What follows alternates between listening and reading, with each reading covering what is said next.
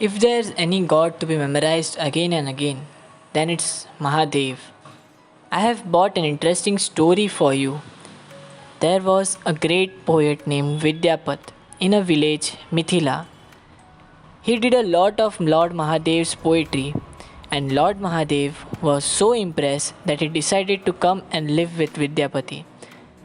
You would not believe that Lord Mahadev lived with him as his servant. His name was Ugna, Lord Mahadev's name.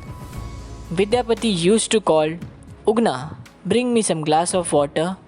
Then the Lord Mahadev, the king of Kailash, used to bring water for him as his servant. Once an incident took place. Both the poet and Lord Mahadev, Ugna, went to the forest for a tour. As they were in their way, Vidyapat, the poet, felt thirsty, and he was so exhausted and so thirsty he wanted water immediately.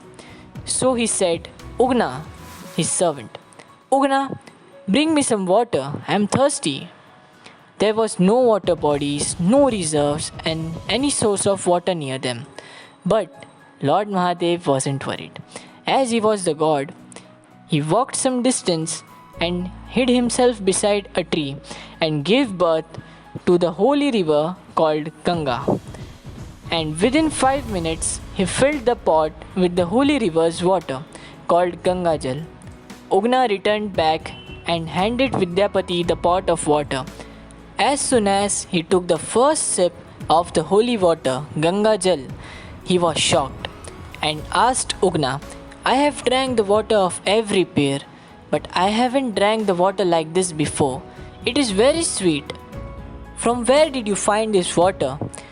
Ugna said, There's a river nearby. Vidyapati said, I want to see that river. Take me to its location. Vidyapati got so excited and could not control his excitement and got a little bit suspicious that Ugna is not a normal person. He is a god, he thought. Vidyapati bowed down to Ugna's feet and asked him to reveal his true character. And then Ugna revealed himself and came to his real look of Lord Shiva, the Lord of Kailash. As soon as he looked Lord Shiva in front of him, Vidyapati joined his hand and bowed down and said, O Lord, I feel so blessed by seeing you in front of me. Lord Shiva said, Vidyapati, I want to live with you, but you have to keep me a promise that you should not say anything about me to anyone. If you break the promise, then I'll leave you and go back. Vidyapati was ready to keep his promise. Whenever Ugna used to have his food, Vidyapati used to bring water for him and eat the leftovers from Ugna's plate. He used to feel that he is praising his Lord. He used to do this every time.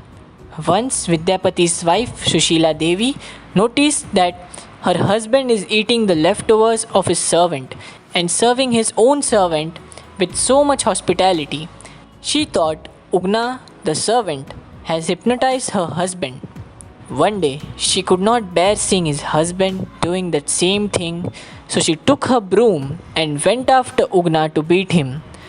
She hit him 3 times, and in that time Vidyapati came and said, What are you doing? Do you know who is he?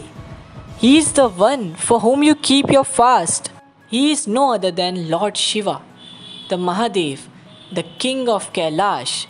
Vidyapati kept on taking Mahadev's name for several minutes, and in that time, Lord Mahadev disappeared as he broke his promise.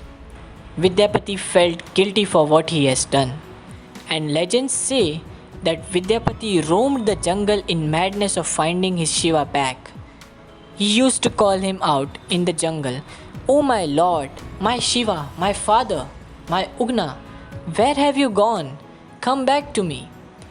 Then Lord Shiva felt mercy on him and came back in front of him and said, My journey with you was still here only, but as you have served so much for me, then I'll stay as an idol in this holy stone shivling for you.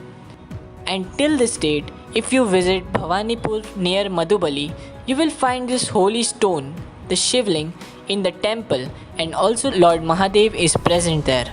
Like in Jain Mahakal, you have to walk 6 stairs down and you can take the blessings of the idol. In the same way, you can take the blessings in this temple of Lord Shiva.